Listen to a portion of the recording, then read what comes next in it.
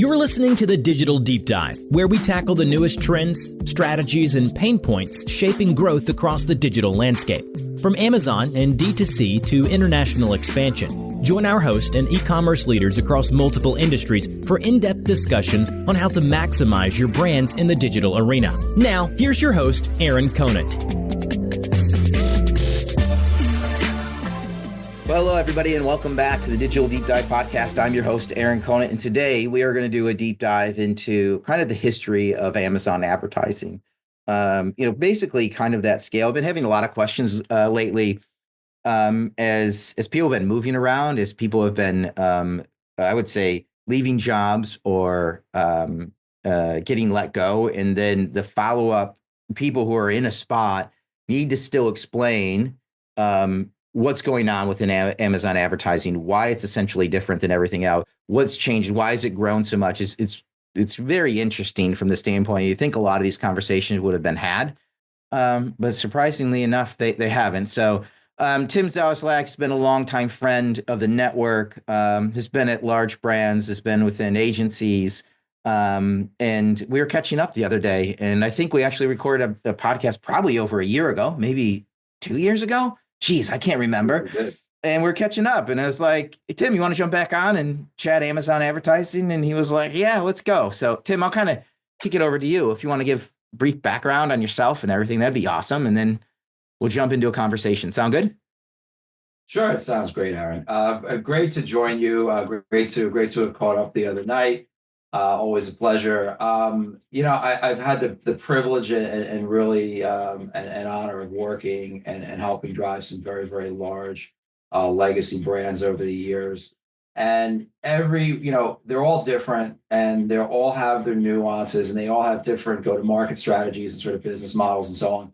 But there's a lot of similarities and there's a lot of sort of laws of physics, immutable laws of physics that just don't change across categories, across products, across organizations.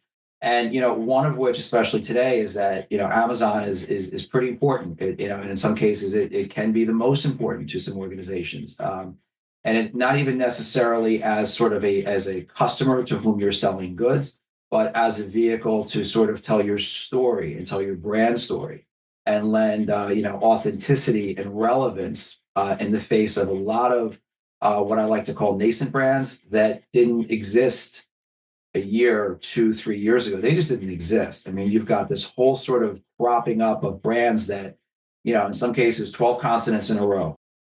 This is a brand now. Like it's insane, but like this is what's going on. And so, Amazon not only as sort of as a cash register, but also as a vehicle to really explain why your brand is relevant. These are sort of becoming some immutable laws of physics out in the marketplace in the consumer world. Look, just as a brief history, and I've gone back to this basically from day one of Amazon ads. Back in the dark ages, I had a lot more hair. I was, a little skinnier back then. But, what I remember back then, in 2012, thereabouts, it was the Amazon Media Group, AMG. They launched Amazon advertising platform, AAP. And, that has all sort of, there's been a myriad of changes of names and products and this and that. But basically, what you're looking at today is, Amazon advertising, that's sort of the business unit now. And, what's interesting is that, they can help a lot of businesses in many, many different ways. And I've worked on some both sides of that, in other words, the endemics, which are people that sell on Amazon, as well as the non-endemics, so like the cruise lines and this and that don't sell, cruise trips on the platform. So, they have had such an incredible run over the last several years of evolving their product, launching new products. You look at, the Amazon Prime Video. Relatively new. It's not been out all that long in terms of, you look at CBS, NBC. These guys have been out, whatever it is, many, many decades at this point. And you look at sort of the traction that Amazon Prime Video has made in a blip relative to some of these guys that have been out for decades. And, this year they opened that up to advertisers to be allowed to advertise on that. And boy, oh boy, are they leaning into it.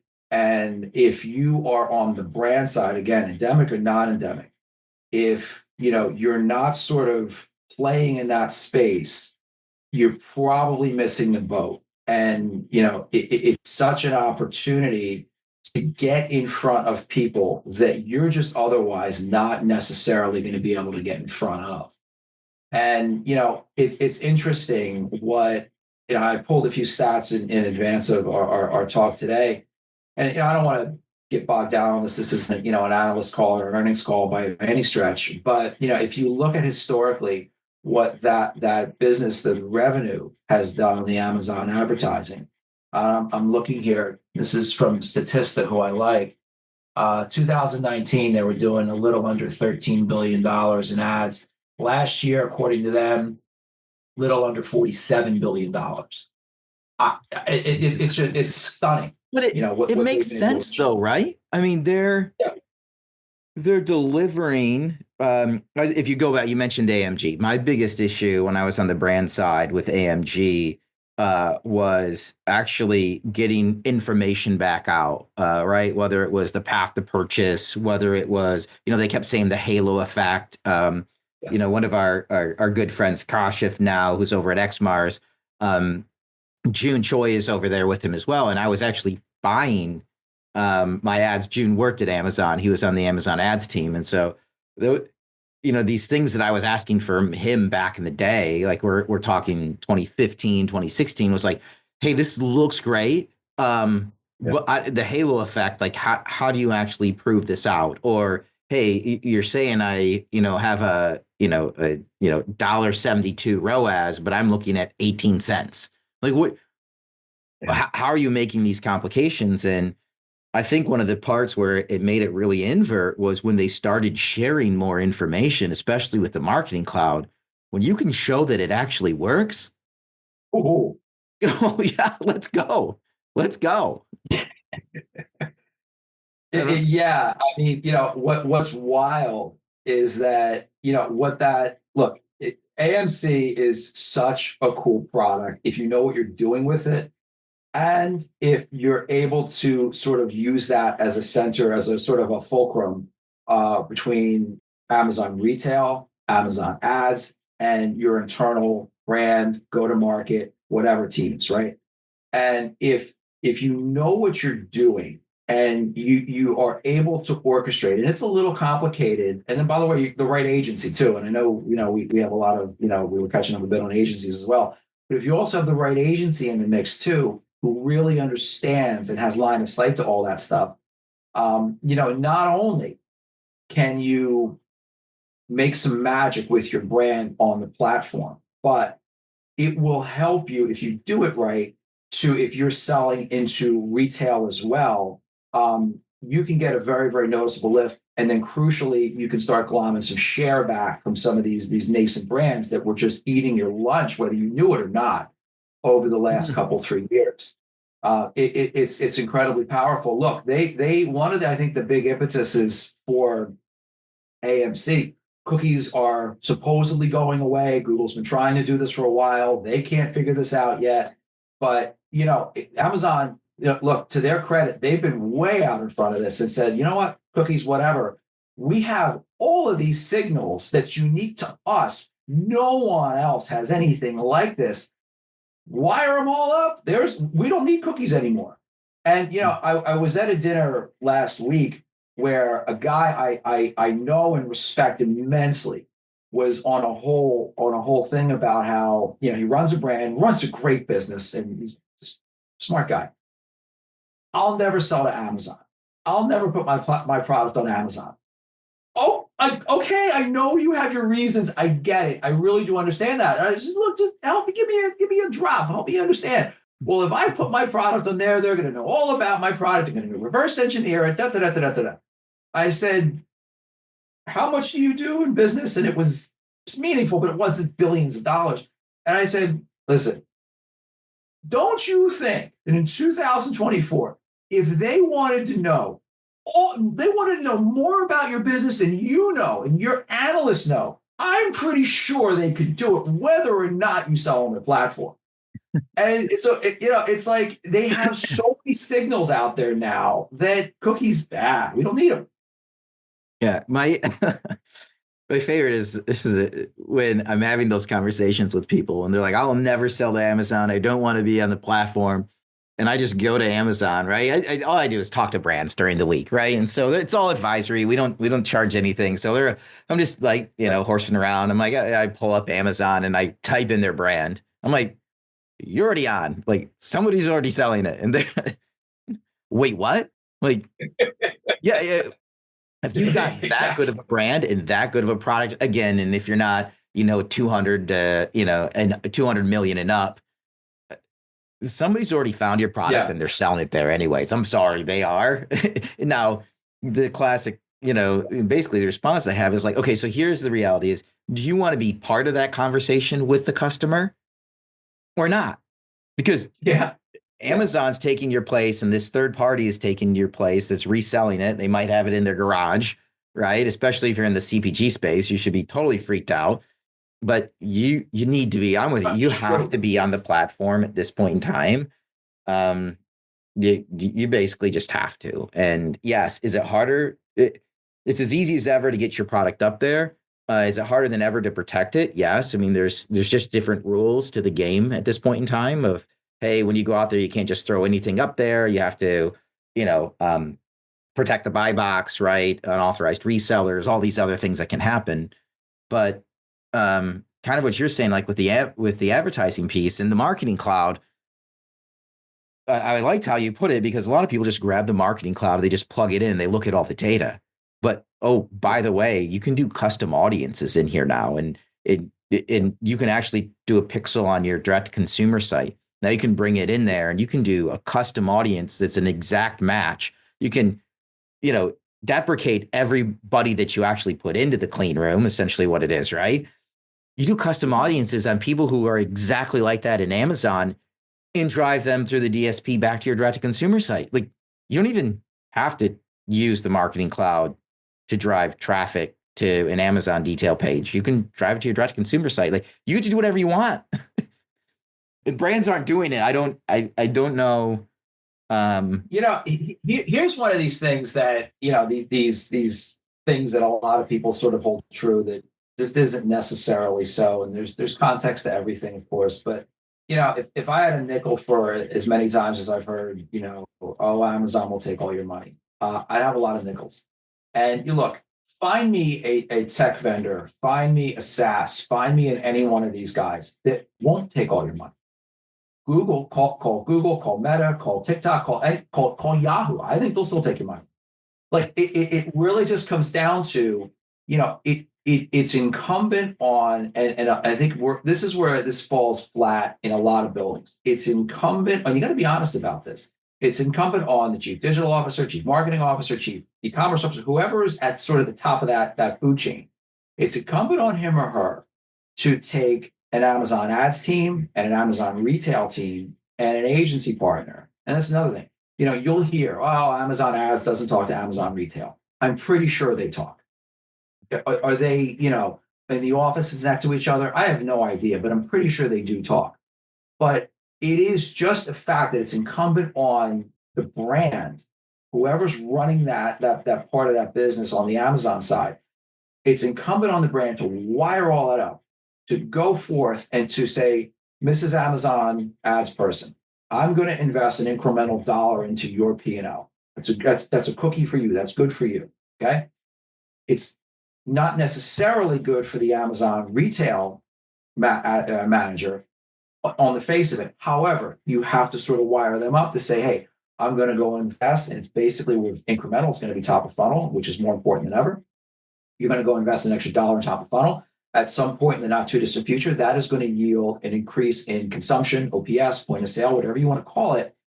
And it spins the whole thing, up quite a bit. But, if you don't have sort of that orchestration, it's your own fault at the end of the day. I mean, it's so easy to say, oh, I invested this in Amazon and it didn't work.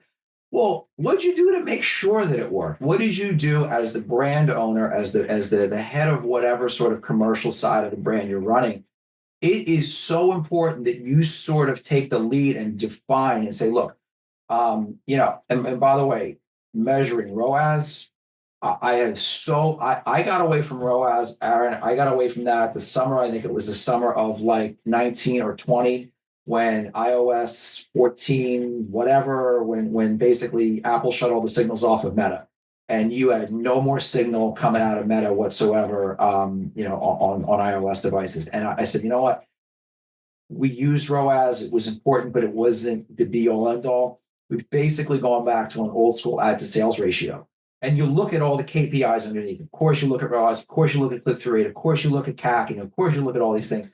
But if your old school ad to sales ratio isn't moving, and by the way, if you don't have an agency partner who gets that and who doesn't, for God's sake, doesn't get drowned down in this arcane KPI that you of course can't deposit in the bank, you're dead. If you start following these little rabbit holes today, you're just dead if you miss the big picture.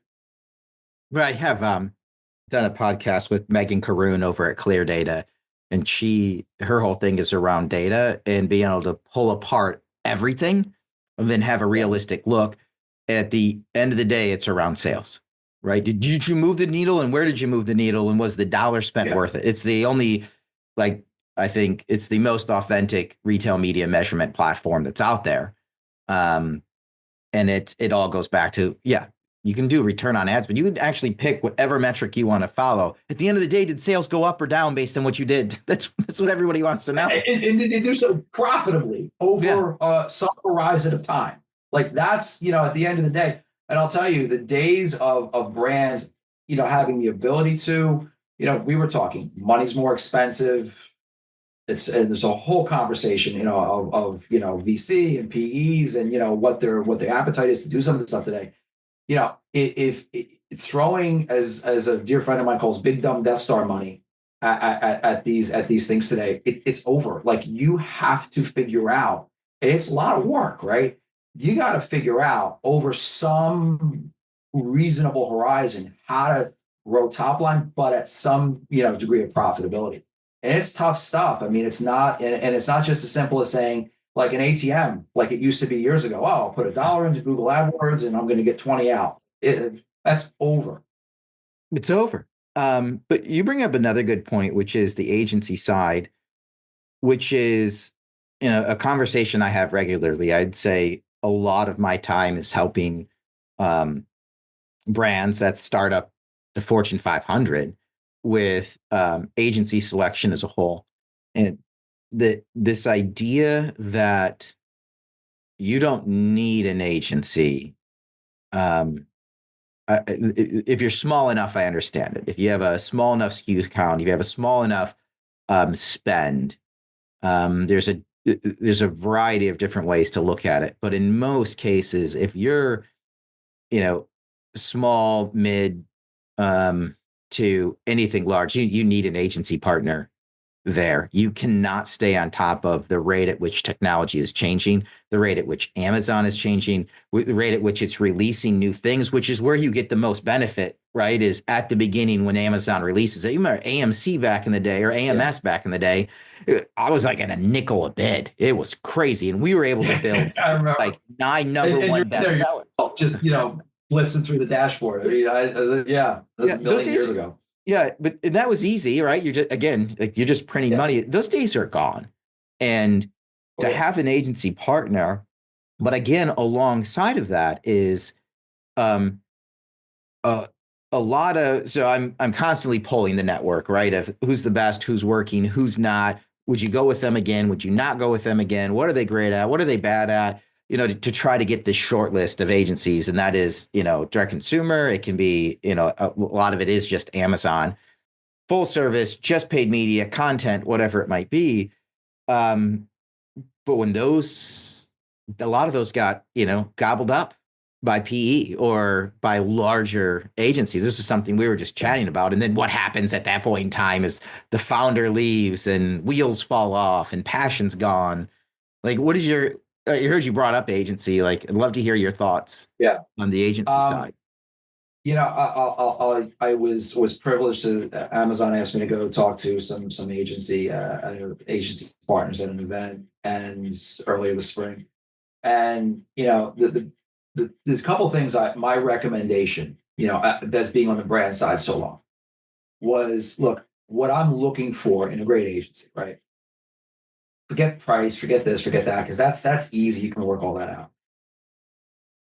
Get away from the PowerPoints. Like, I don't want to, unless you're talking about a QBR to like a C-suite or a board or whatever, get away from the PowerPoints.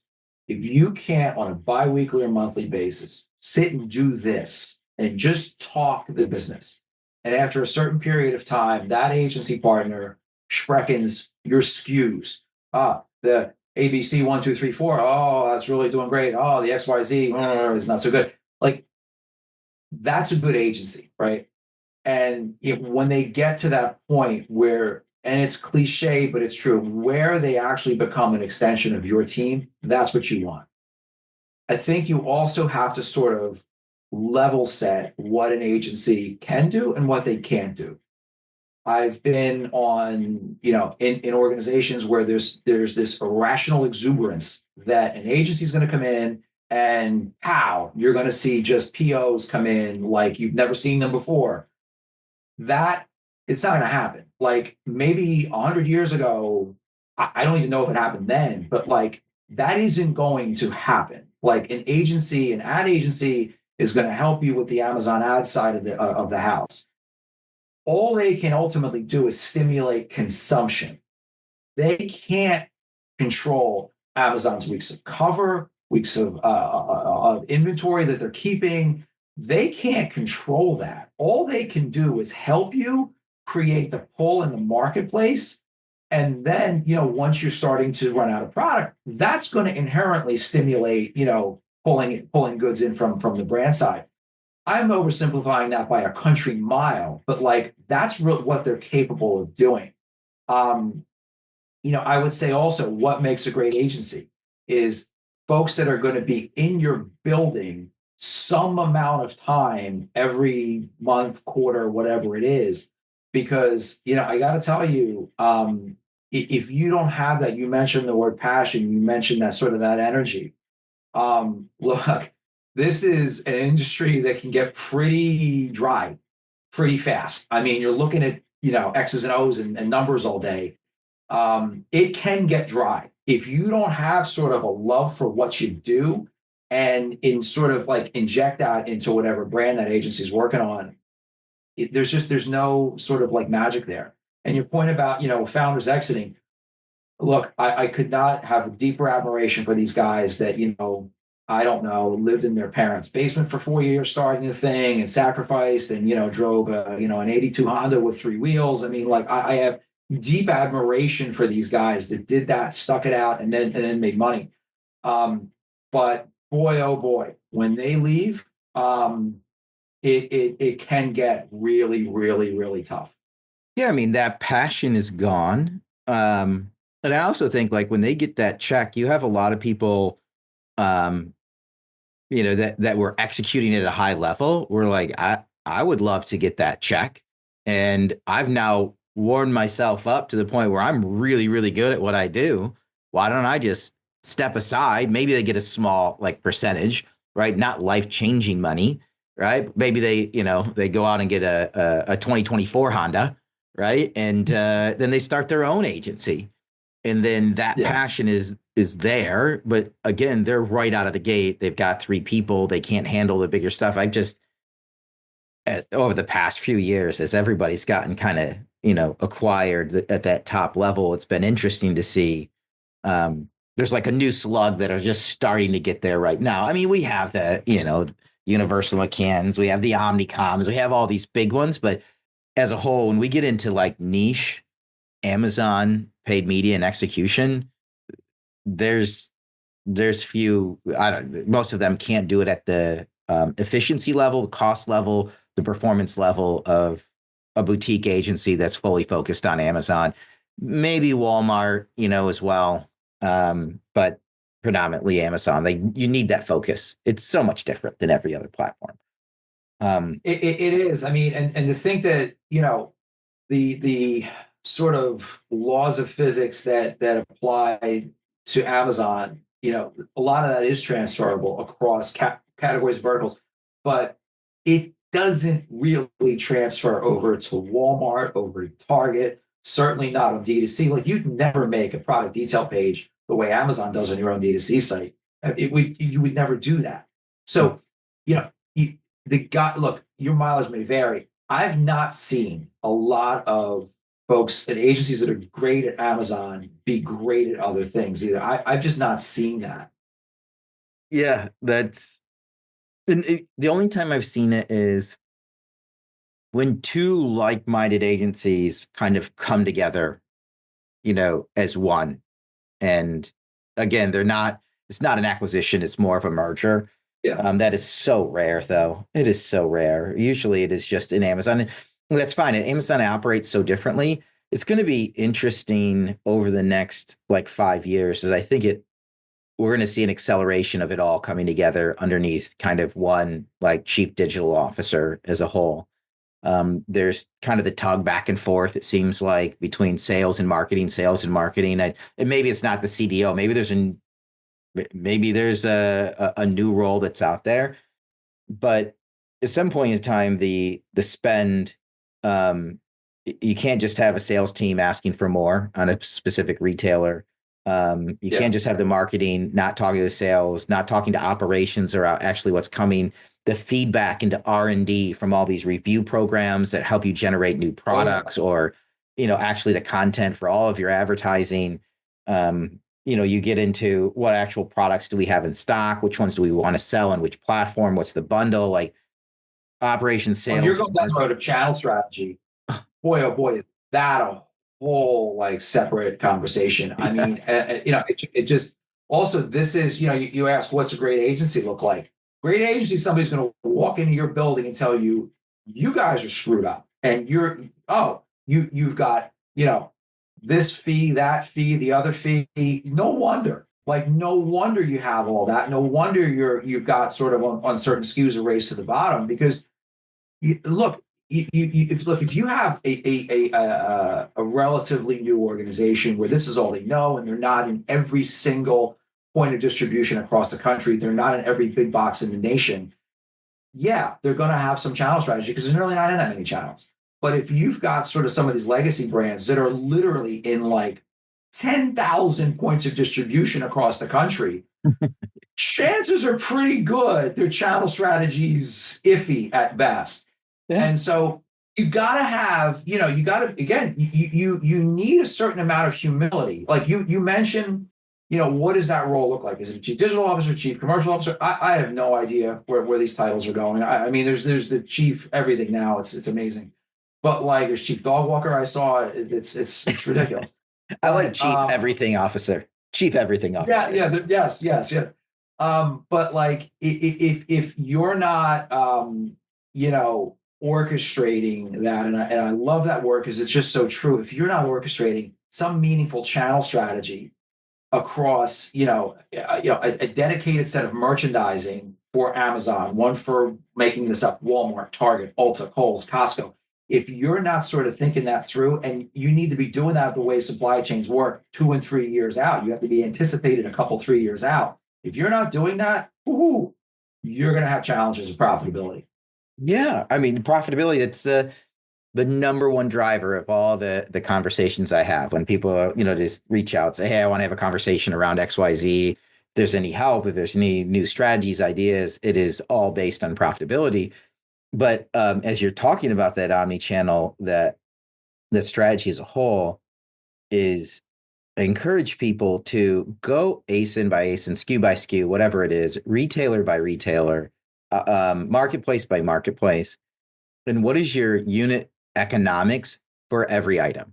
Now, it's going to be hard for you to pull, but not hard for your finance team to pull. They're going to be able to see it. And then that's going to help you with the strategy around again, this is getting back to the agency and the marketing side. What is your goal around driving growth? What products do you want to sell the most of? What drives the most profit, the least profit?